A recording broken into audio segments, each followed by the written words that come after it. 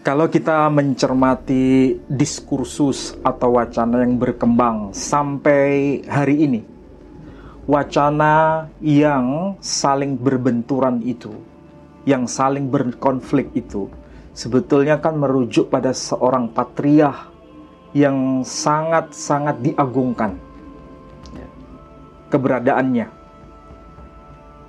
Dari kelompok Rabithah Alawiyah menganggap bahwa Imam Ubaidillah itu adalah tokoh historis. Artinya tokoh yang pernah hidup dalam sejarah. Meskipun catatannya itu sunyi dalam rentang waktu 500 tahun sebelum abad ke-8 Hijri atau abad ke-9 Hijri.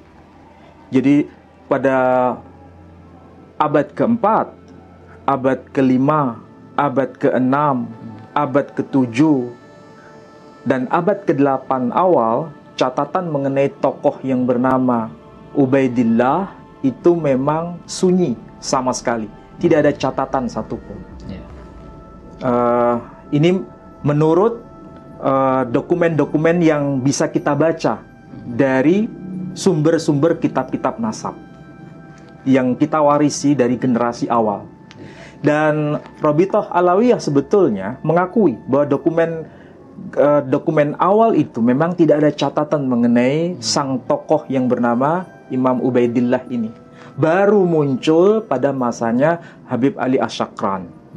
Dan itu saya kira disepakati di antara kubu Rabithah Alawiyah dengan kubu dari peneliti yang berasal dari tesisnya Kiai Imaduddin.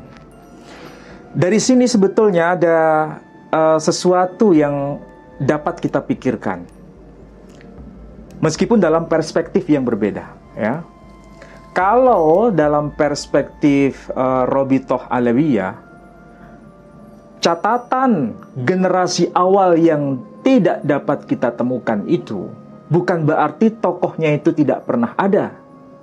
Bisa jadi itu ada, meskipun catatannya itu belum ditemukan atau memang tidak tercatat. Tetapi itu dapat terbaca melalui dokumen-dokumen belakangan. Sehingga bisa dipastikan itu tokoh historis karena para ahli nasab generasi belakangan mengkonfirmasi itu. Mengakui. Ya. Ini dari perspektif Rabithah Alawiyah. Berarti itu tokoh historis. Dan nasabnya itu nyambung dari jalur laki-laki. Karena Ubaidillah itu tokoh historis dan itu nasabnya nyambung dari garis laki-laki. Sehingga orang-orang yang kita kenal sekarang dengan sebutan habaib itu sah dan valid dianggap sebagai dzurriyyah Rasul Muhammad sallallahu alaihi wasallam. Oke. Tetapi di lain pihak, perspektif dari Kiai Haji Imaduddin bahwa Ubaidillah atau Imam Ubaidillah itu tokoh fiktif. Tokoh yang tidak pernah hidup dalam sejarah. Tokoh yang memang tidak pernah ada dalam sejarah. Dan itu dikuatkan dengan adanya tidak ada catatan apapun pada kitab-kitab nasab generasi terdahulu. Mulai abad ke-4 Hijri, ke-5 Hijri, ke-6 Hijri, ke-7 Hijri, ke-8 Hijri, 8 awal Hijri, tidak ada catatan sama sekali di kalangan ahli nasab mengenai tokoh yang bernama Ubaidillah itu. Sehingga bagaimana mungkin ini bisa dihubungkan sebagai keturunan Nabi? Karena catatan saja tidak ada. Artinya ketiadaan catatan itu semakin membuktikan bahwa tokoh ini memang tidak pernah ada. Itu menurut Tengku Qori. Ya, menurut dari tesis dari Kiai Imaduddin. Ini dua wacana yang sama-sama ekstrim. Ekstrim. Di tengah-tengah kita, ini wacana yang sangat ekstrim. Tetapi kita harus melalui tahapan kajian ya dari data-data yang sudah dibahas oleh para ahli. Sejak kapan nama Abdullah atau nama Ubaidillah yang merujuk pada satu person itu dikaitkan dengan tokoh yang kita sebut dengan patriark tadi? Sejak kapan nama tokoh Abdullah sebagai keturunan Ahmad Al-Abah, yang sebetulnya nasabnya itu nyambung kepada Rasul Muhammad Sallallahu Alaihi Wasallam, tokoh Ahmad Al-Abah ini. Tapi masalahnya apakah dia punya putra yang bernama Ubaidillah ataukah tidak? Ini yang kemudian diperselisihkan. Ya, sekali lagi, kalau kita cermati dari dua kubu ekstrim ini, nampaknya tidak akan pernah ketemu. Tapi kita tahu catatan sejarah kitab apa yang pertama kali menyebutkan nama Abdullah sebagai putra kandung dari Ahmad Al-Abah, yang menyebutkan sebagai putra dari Ahmad Al-Abah. Kitab apa yang menyebut itu? Kitab sejarah, Pak Edi.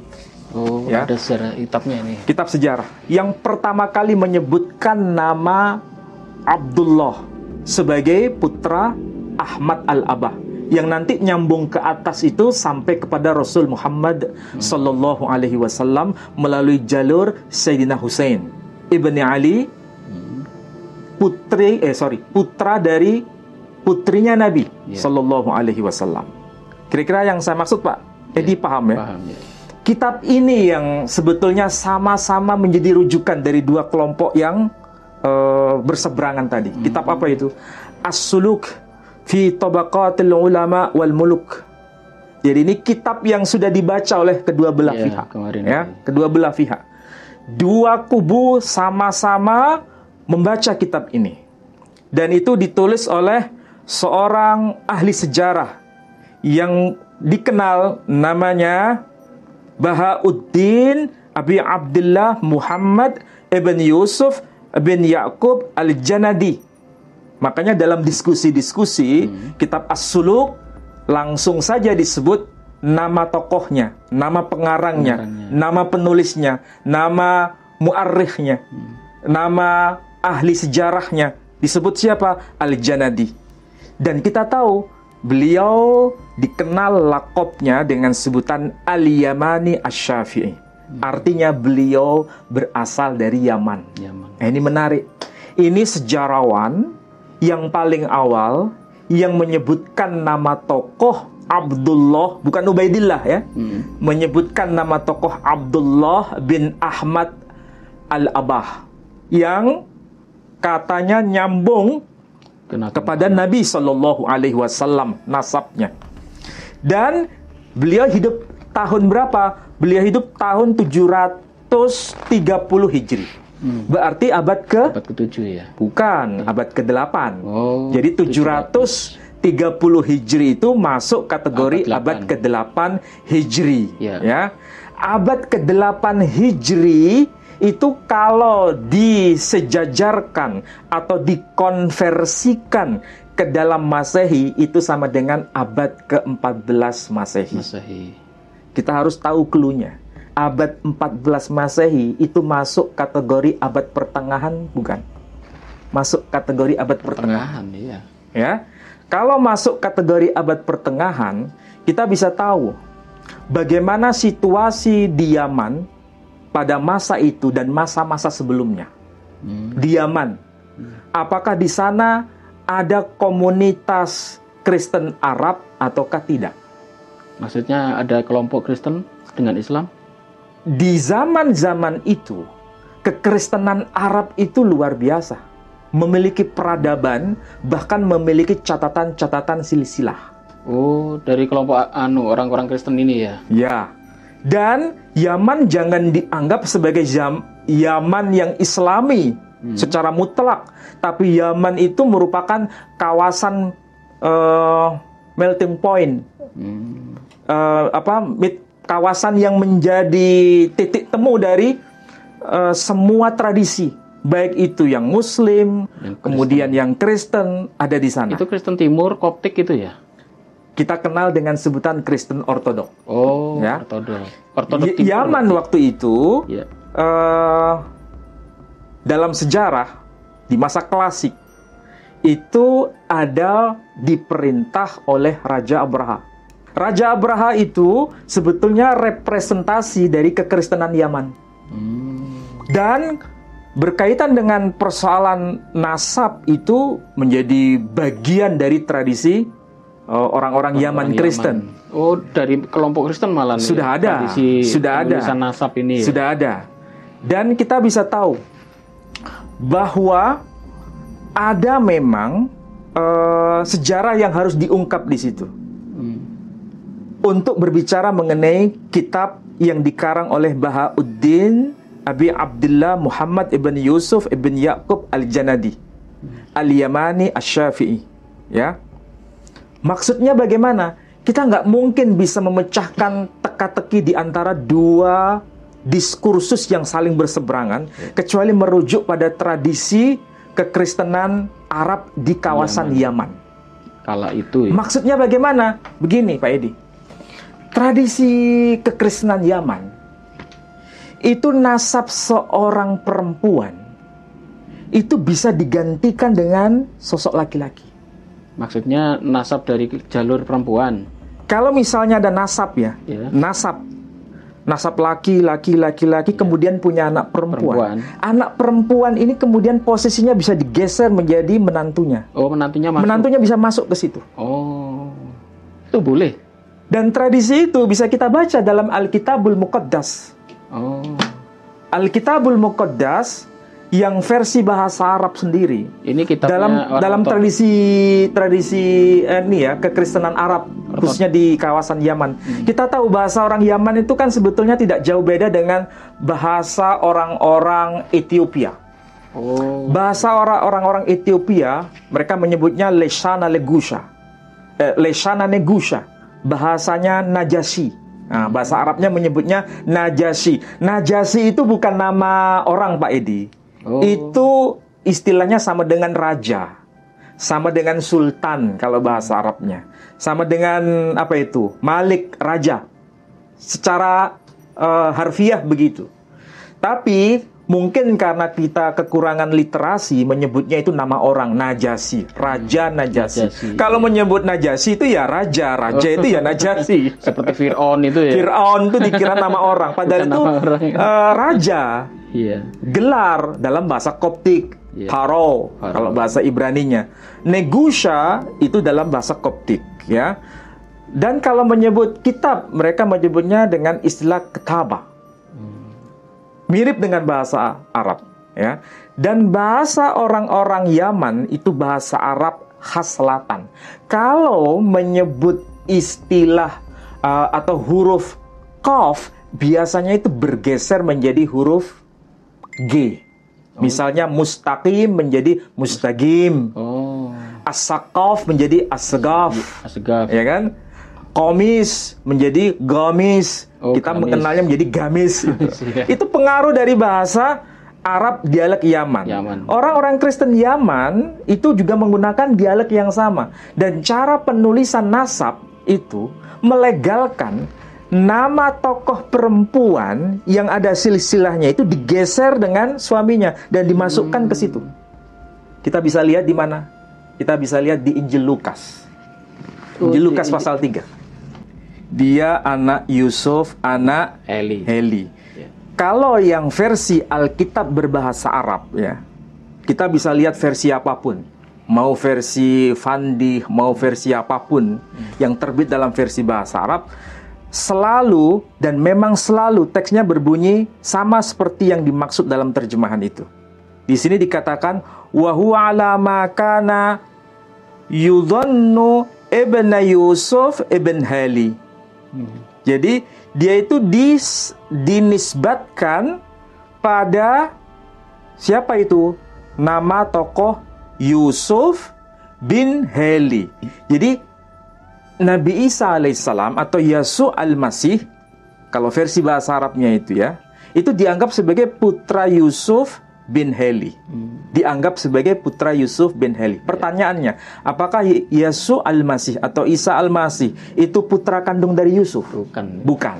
Tapi putra kandung dari Maryam atau Maria. Tapi di sini nama Maryam nggak muncul. Tidak muncul. Tapi yang muncul adalah nama Yusuf. Kemudian bin Heli. Dalam catatan gereja Ortodok, ya, Maryam itu putra kandung Heli. Tetapi dalam silsilah di sini nama Maryam dihilangkan, diganti dengan Yusuf sebagai suaminya Maryam. Jadi kalau dalam konteks ini Yusuf posisinya sebagai anak kandung atau anak mantu? Ini anak mantu. Anak mantu. Jadi anak mantu bisa menjadi pengganti dari anak kandung kalau dia perempuan. Gitu. Tradisi begini itu sudah ada di Yaman. Nah, masalahnya apakah mungkin Ahmad Al-Abah yang sebetulnya nasabnya itu sambung kepada Nabi Shallallahu Alaihi Wasallam itu punya anak perempuan yang kemudian menikah dengan Ubaidillah, yang kemudian nama Ubaidillah itu disambungkan dengan Ahmad Al-Abah, masuk ke situ. Apakah mungkin begitu? Itu menjadi penelitian menarik. Pak Ali, dasarnya apa bisa? Karena kalau kita lihat di dalam berbagai referensi dari beberapa kitab nasab yang dapat kita temui kitab-kitab nasab yang mencantumkan nama-nama tokoh, misalnya Muhammad bin Muhammad Al-Akbar, itu tokoh historis. Tetapi dalam kitab Al-Majdi, karya dari Al-Umari, itu menyebutkan ada 3 tokoh, 3 putra dari Muhammad bin Muhammad Al-Akbar. Pertama Ibrahim, punya anak laki-laki bernama Muhammad. Kemudian yang kedua, anaknya itu bernama Ali, punya anak laki-laki yang bernama Ibnu Tibala. Yang ketiga, punya anak yang bernama Ishak, tapi punya anak perempuan. Dan Fakhrur Razi yang menulis kitab As-Sajarah Al-Mubarakah itu tidak menyebutkan nama Ishak yang punya anak perempuan ini. Bisa jadi pada satu dokumen kitab nasab nama anak perempuan itu dicatat. Dalam dokumen lain tidak dicatat. Bisa jadi dalam konteks ini anak perempuan itu kan sebetulnya kalau bahasa awamnya itu kan keturunan kelas 2. Dalam tradisi Timur Tengah ya. Israel itu juga nggak disebut. Karena anak laki itu menjadi posisi pertama. Anak perempuan itu posisi kedua. Sehingga kadang dicatat, kadang nggak dicatat. 12 suku Israel. Kita lihat tradisi Israel itu. Anak Nabi Yakub itu jumlahnya berapa sebenarnya? 13. Anak Nabi Yakub itu sebetulnya jumlahnya ada 13 orang. Kenapa yang tercatat dalam silsilah itu hanya 12 orang, laki-laki semua? Karena satu perempuan. Tapi satu perempuan agak terpinggirkan, tidak terlalu banyak dibicarakan. Tidak pernah disebut juga. Siapa itu? Dina. Iya kan? Tidak tercatat. Dan ini merupakan tradisi Timur Tengah sebetulnya. Lebih khusus dalam tradisi Yaman, itu sangat tua. Tradisi Arab yang paling tua bahasanya itu tradisi bahasa Arab khas Yaman. Dan itu inskripsinya masih dapat kita baca sampai hari ini. Dalam tradisi bangsa Arab sendiri yang diwakili dengan tokoh yang bernama Ismail, saya bertanya pada Pak Edi, kalau kita baca Alkitab bahasa Arab atau Alkitab dalam bahasa Ibrani, menyebutkan tidak berapa jumlah nama anak-anak Ismail? Cuman 12. Ada disebutkan 12 orang. Anak-anak Ismail disebutkan Nebayot, Bikr Ismail, wa Qaidar, wa Mibsam, wa Mishma, sampai wa Yetur, wa Duma.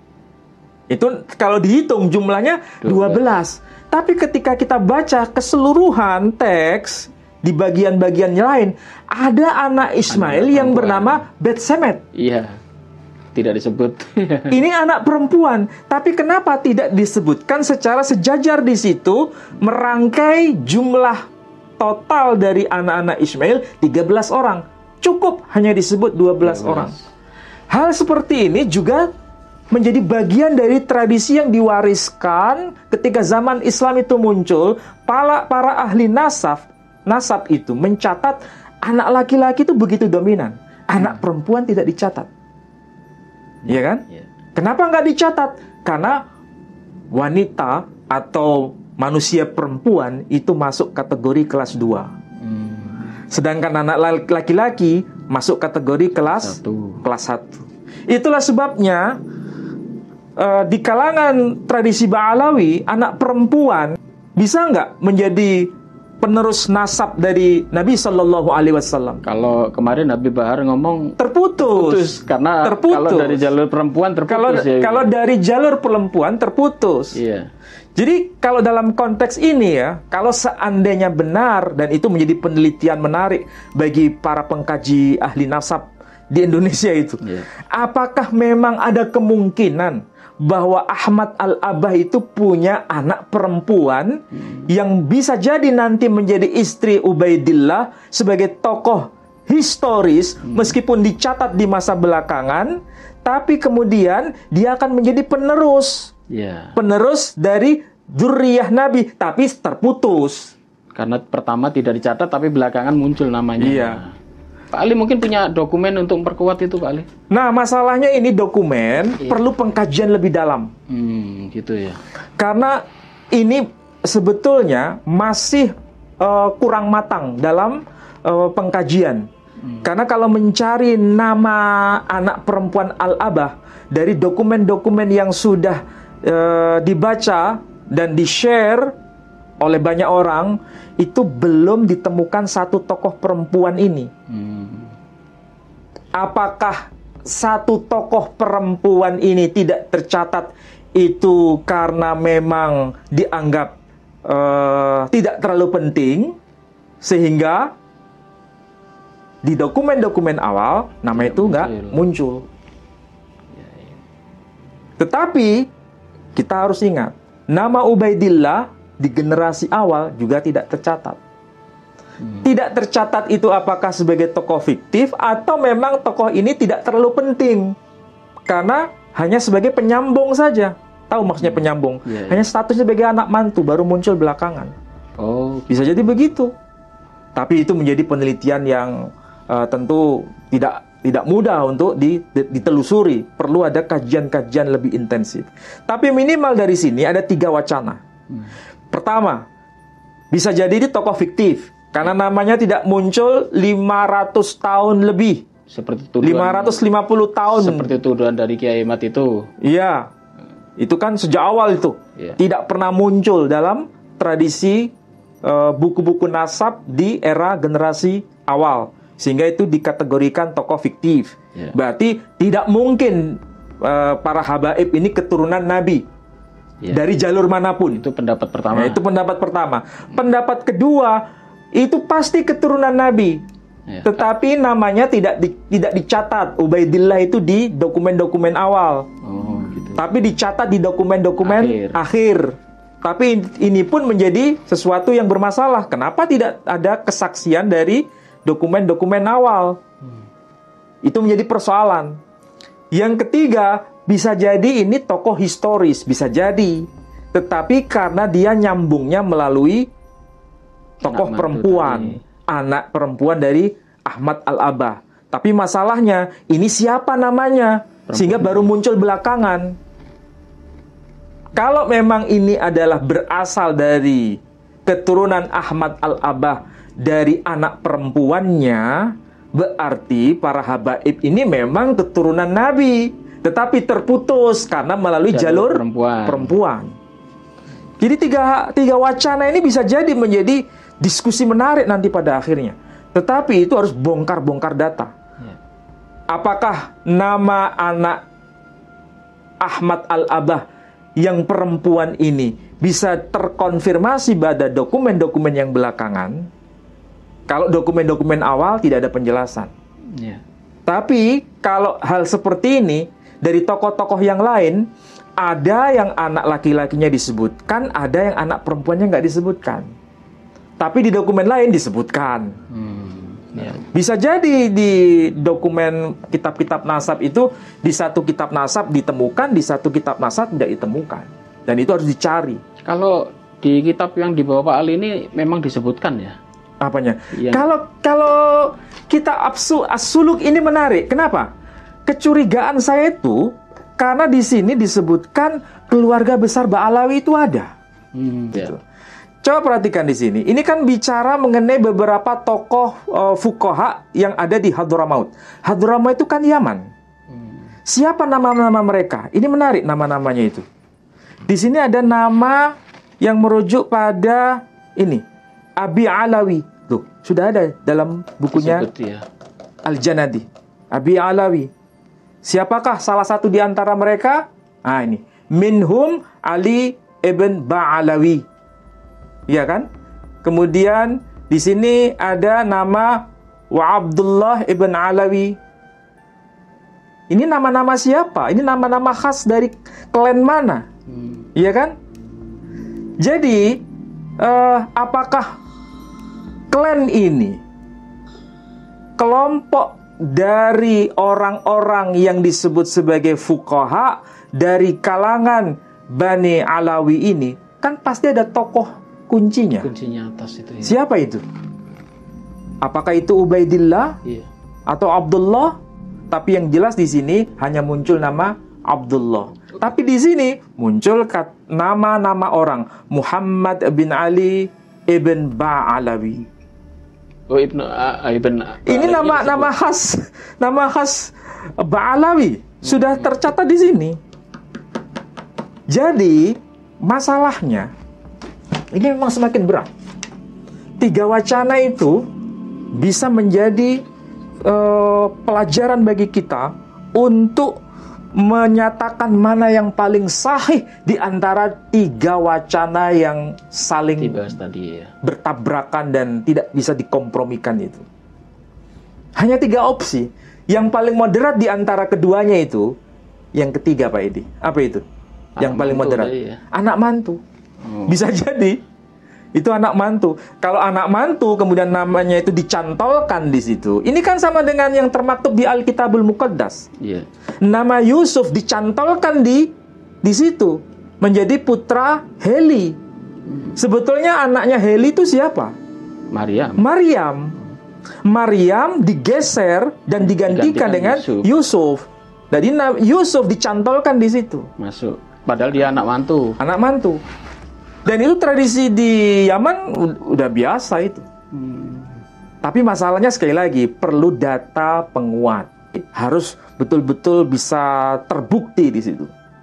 Apakah mungkin ini menjadi kajiannya? Apakah mungkin tradisi nasab Ba'alawi itu memang terpengaruh dengan tradisi Kristen Arab Yaman?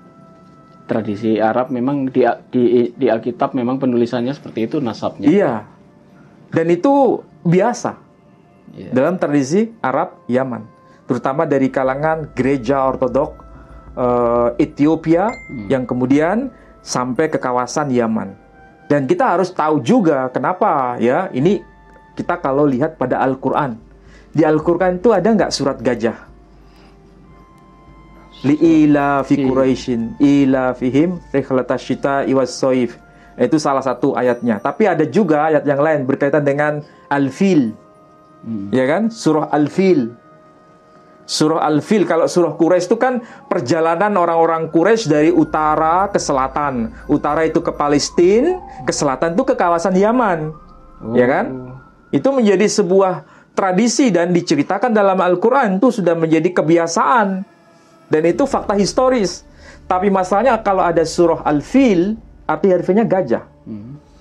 Apa mungkin di kawasan Yaman ada gajah itu ada gajah? Dari mana itu gajah?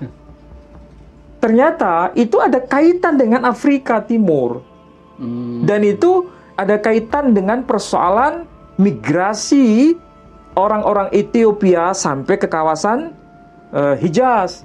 Maka tidak salah juga Bilal bin Rabah, salah satu sahabat Nabi, orang Ethiopia yang menjadi budak, kemudian dimerdekakan, itu sampai ke kawasan Hijaz. Oh, karena jalurnya memang... Karena jalur perdagangan itu ke situ. Dari Afrika tadi. Iya. Jadi gajah itu dibawa nyebrang melalui Laut Merah, melalui Teluk Aden ya. Jadi Ethiopia dengan Teluk Aden itu kan sangat dekat tuh. Tidak terlalu jauh. Sehingga gajah bisa masuk ke situ. Jadi asalnya bukan dari Yaman, nggak ada Yaman gitu, Nggak ada gak ada gajah. Adanya dari Ethiopia. Kekristenan itu juga berkembang melalui jalur itu. Sampai ke Yaman ini. Iya. Dan tradisi kekristenan Arab dalam catatan nasab memperkenankan pola seperti itu.